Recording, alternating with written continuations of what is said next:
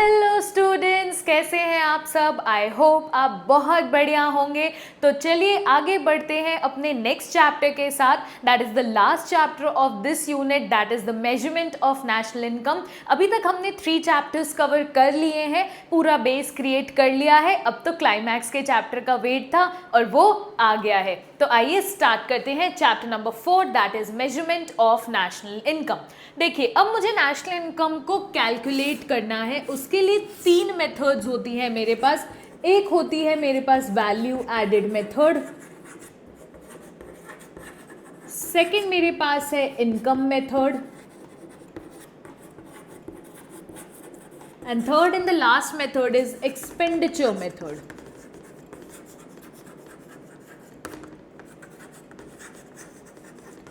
तो आइए सबसे पहले समझते हैं वैल्यू एडेड मेथड को। वैल्यू एडेड मतलब क्या होता है कि भाई अगर मैं रॉ मटेरियल को फाइनल गुड्स में कन्वर्ट कर रही हूँ तो उसमें कुछ ना कुछ प्रोडक्शन एक्टिविटी करूंगी, उसकी कुछ ना कुछ वैल्यू इंक्रीज करूंगी। तो जो वो बीच का डिफरेंस होता है, जो रॉ मटेरियल से मैंने फाइनल गुड के बीच में जो वैल्यू ऐड करी है, उस सबको कैलकुलेट करके मेरी क्या बनती है, वैल्यू एडेड मेथड। एक छोटा सा एग्जाम्पल लेते हैं। सपोज एक बेकर है, राइट, उसको ब्रेड बनानी है। ब्रेड उसका क्या है, फाइनल गुड। देखिए इसमें वाला कॉन्सेप्ट बहुत ज्यादा लगेगा, final good and intermediate good, जो हम ऑलरेडी डिस्कस कर चुके हैं। ओके, ब्रेड बनानी है। अब इसको सपोज सिर्फ और सिर्फ फ्लावर लगता है ब्रेड बनाने के लिए, तो इसने 500 रुपए का फ्लावर मिलर से खरीदा और ब्रेड बना के ₹700 में बेच दिया।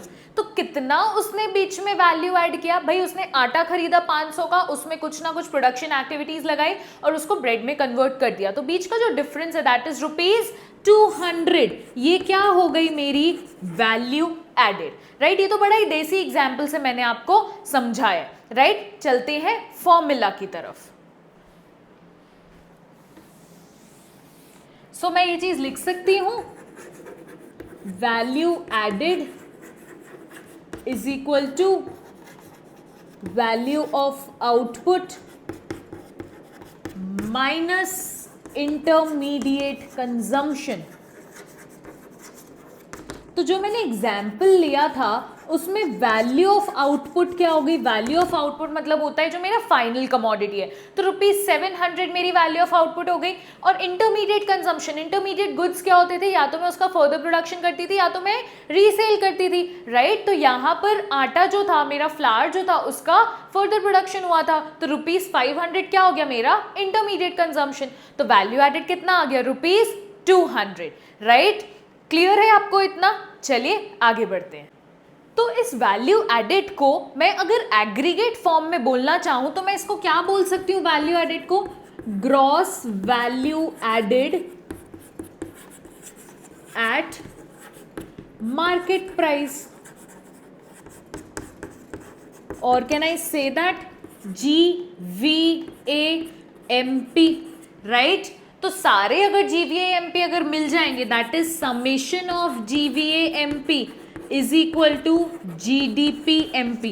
ये आपको अभी में भी नहीं समझ आ रहा होगा कि ये समेशन कैसे GDPMP बना।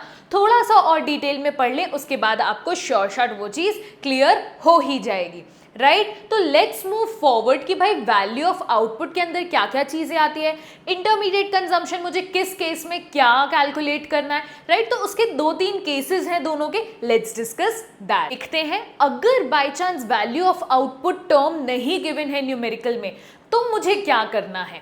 तो मैं क्या चीज बोल सकती हूँ, value of output is equal to sales plus change in stock. Value of output मेरा क्या होता था ultimately, final good, right. Final good मतलब क्या, कि मैं कंज्यूमर को फाइनल सेल जो कर रही हूँ वो चीज, प्लस चेंज इन स्टॉक। हमने कॉन्सेप्ट ऑफ 1 ईयर पढ़ा था, राइट, जहां पर स्टॉक अगर 1 साल से ज्यादा के लिए होता है तो वो चीज फाइनल गुड में कन्वर्ट हो जाती है, राइट। चेंज इन स्टॉक का फॉर्मूला क्या होता है, closing stock minus opening stock. ये भी आपको पता होना चाहिए, इतना तो आपने अकाउंट्स में पढ़ ही लिया होगा, राइट।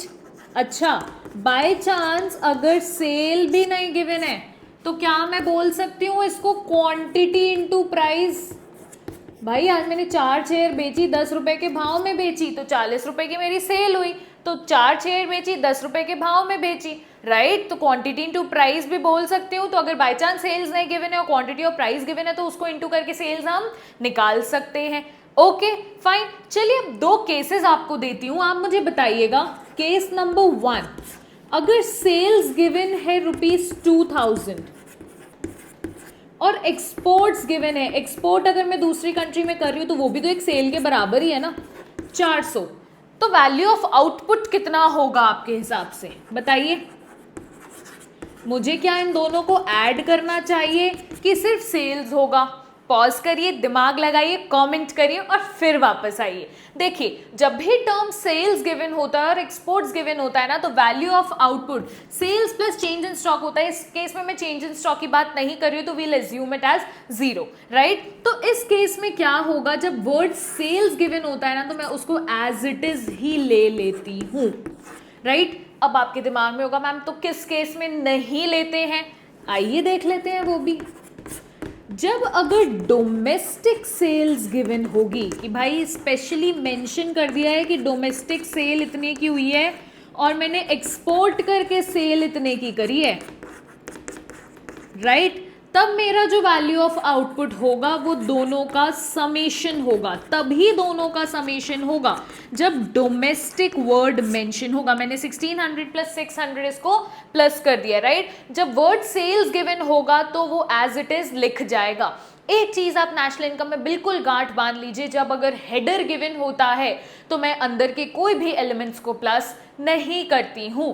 अगर हेडर गिवन नहीं होता, एग्जैक्टली सेम हेडर नहीं गिवन होता, तब हम दिमाग लगाते हैं अच्छा और क्या चीजों को मैं प्लस करके अपने हेडर के इक्वल बना सकती हूं, राइट। आपको क्लियर है वैल्यू ऑफ आउटपुट इतना। चले ऐसे ही सिमिलरली इंटरमीडिएट कंजम्पशन के भी केसेस हैं जिसमें कि बच्चे बहुत कंफ्यूज होते हैं न्यूमेरिकल्स के टाइम पे, तो आइए देखते हैं। तो पिछले केस में मैं ये चीज बोल सकती थी कि exports are not separately included, right. Export ही क्यों, एक्सपोर्ट करके सेल भी तो कर सकती हूं ना, राइट। चलते हैं इंटरमीडिएट कंजम्पशन की तरफ। देखिए, जरूरी नहीं है वर्ड इंटरमीडिएट कंजम्पशन ही लिखा जाए, कि ये भी तो मैं बोल सकती हूँ परचेज ऑफ रॉ मटेरियल, ये तो अंडरस्टैंडेबल है कि ये ही मेरा इंटरमीडिएट कंजम्पशन है, राइट। सो इसका केस नंबर 1, इसका कोई अलग से फॉर्मूला नहीं है जैसे वैल्यू ऑफ आउटपुट का था, okay. Formula number 1, intermediate consumption अगर गिवन है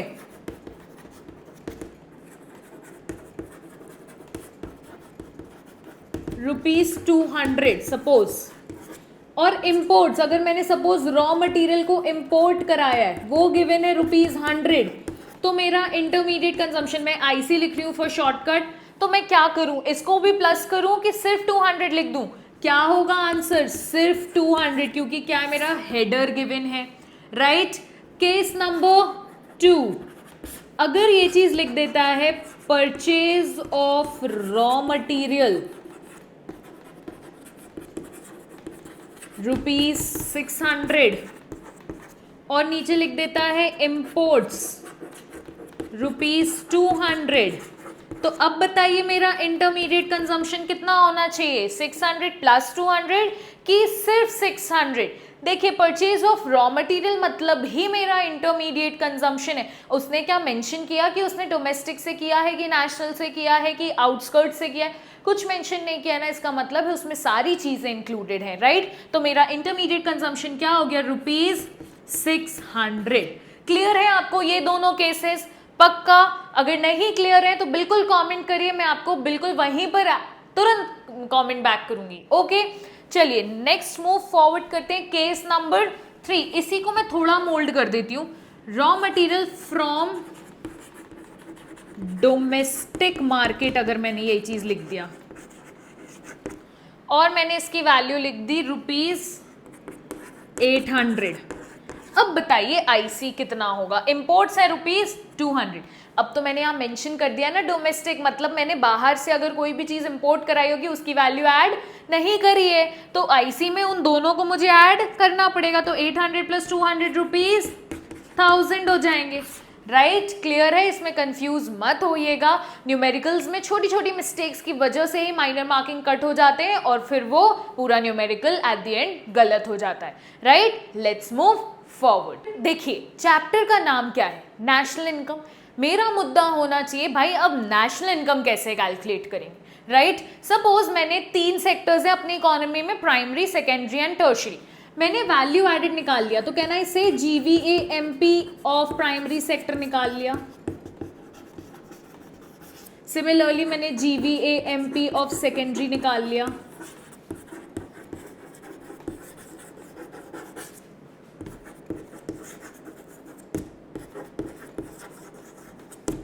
वैसे ही सिमिलरली मैंने GVAMP ऑफ टर्शरी निकाल लिया।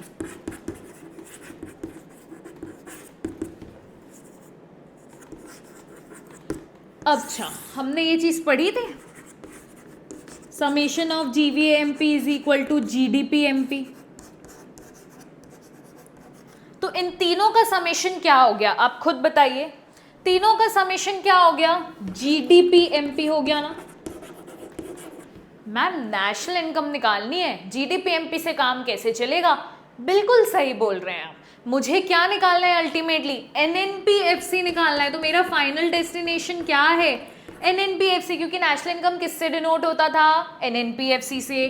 और यहाँ पे मैं GDPMP, हमने लास्ट 3rd चैप्टर में देखा था ना, इक्वेशन फॉर्मिंग्स एंड हमने कुछ न्यूमेरिकल्स भी सॉल्व किए थे। जिनने नहीं किया है पहले जाइए चैप्टर नंबर 3 करिए, तो आपको सब समझ आ जाएगा, बहुत स्मूथली आपको कन्वर्जन समझ आ जाएंगे। तो अब मुझे ग्रॉस से नेट में जाना है तो माइनस डेप्रिसिएशन, D से N में जाना है तो प्लस NFIA, और MP से FC में जाना है तो माइनस NID।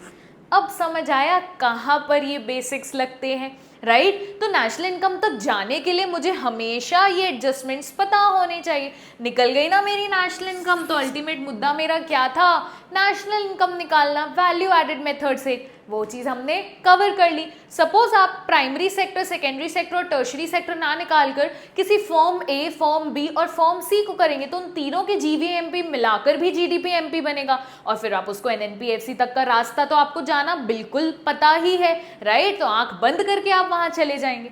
क्लियर है आपको? तो चलिए आगे मूव करते हैं कि ऐसे कौन से प्रिकॉशंस होते हैं जो मुझे इस मेथड को सॉल्व करते टाइम लेने पड़ते हैं, right.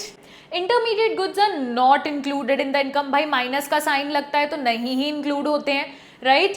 Sale and purchase of second hand goods are not included. क्यों? रीजन, क्योंकि जब वो फर्स्ट टाइम सेल आउट हुआ होगा तब वो ऑलरेडी इंक्लूडेड होगा, राइट। तो सेकेंड टाइम अगर मैं उसको वापस से इंक्लूड कर दूंगी तो that will be considered as double counting. Okay, clear है? तो इसलिए सेल या परचेज दोनों ही चीज अगर सेकेंड हैंड टाइम अगर मैं कर रही हूं तो वो चीज इंक्लूड नहीं होगी। Production of services for self consumption are not included. क्या होती हैं सेल्फ कंजम्पशन की सर्विसेज? हाउसवाइफ सर्विसेज बोल लीजिए, आप किचन गार्डनिंग बोल लीजिए। Suppose me as a teacher I am teaching my brother और सिस्टर फॉर फ्री, राइट। तो ये self consumption services, I am not getting paid for that, right. और हाउसवाइफ की सर्विसेज को वैसे भी आप इमेजिन भी नहीं कर सकते कि आप उसकी पेमेंट कितनी करोगे, राइट। लेकिन गुड्स में तो आप एक अंदाजा लगा सकते हो ना कि हाँ ये इतने का होगा। लेकिन क्या आप मम्मी के अपने सर्विसेज या किसी की भी सर्विसेज को अंदाजा लगा सकते हैं कि भाई इतने वैल्यू का वो काम कर रही है घर पे? नहीं ना, तो वो सर्विसेज इंक्लूड नहीं होती हैं।